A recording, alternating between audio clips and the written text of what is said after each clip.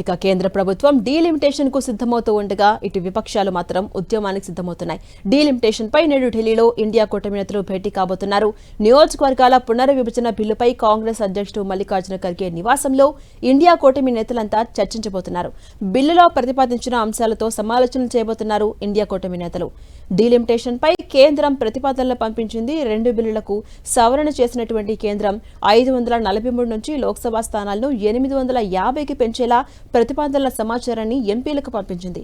ఈ క్రమంలోనే ఇండియా కూటమి నేతలంతా భేటీ కాబోతుండడం ప్రాధాన్యత సంతరించుకుంది.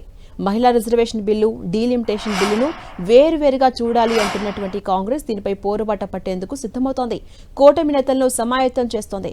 సీఎం రేవంత్ రెడ్డి ఈ సమావేశానికి హాజరు కాబోతున్నారు. కేంద్రం చేపట్టబోయే నియోజకవర్గాల పునర్విభజన వల్ల దక్షిణాది రాష్ట్రాలు, ముఖ్యంగా తెలంగాణకు జరగబోయే నష్టంపై రేవంత్ రెడ్డి ఇప్పటికే ఆందోళన వ్యక్తం చేస్తున్నారు.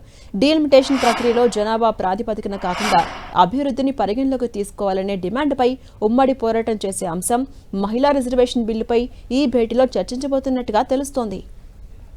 ఇక జనాభా ఆధారంగా డీలిమిటేషన్ ప్రక్రియ పూర్తయిన తర్వాత ఈ మార్పు అయితే అమలు కాబోతోంది. నియోజకవర్గాల పునర్విభజనకు సంబంధించి దక్షిణాది రాష్ట్రాల్లో ఆందోళనలు క్రమంగా పెరుగుతున్నాయి. దక్షిణాది రాష్ట్రాల కుటుంబ నియంత్రణ, అభివృద్ధి, విద్యలో ముందుండి జనాభా వృద్ధిని తగ్గించాయి. ఇక ఉత్తరాదిలో మాత్రం యూపీ, బీహార్, రాజస్థాన్ వంటి రాష్ట్రాల్లో జనాభా ఎక్కువగా పెరిగింది. జనాభా ఆధారంగా సీట్లు కేటాయిస్తే నార్త్ స్టేట్స్ ఎక్కువ సీట్లు పొందవచ్చు.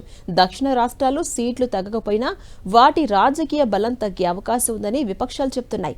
అయితే కేంద్ర హోంమంత్రి అమిత్ షా ఈ ఆందోళనలను తోసిపుచ్చారు.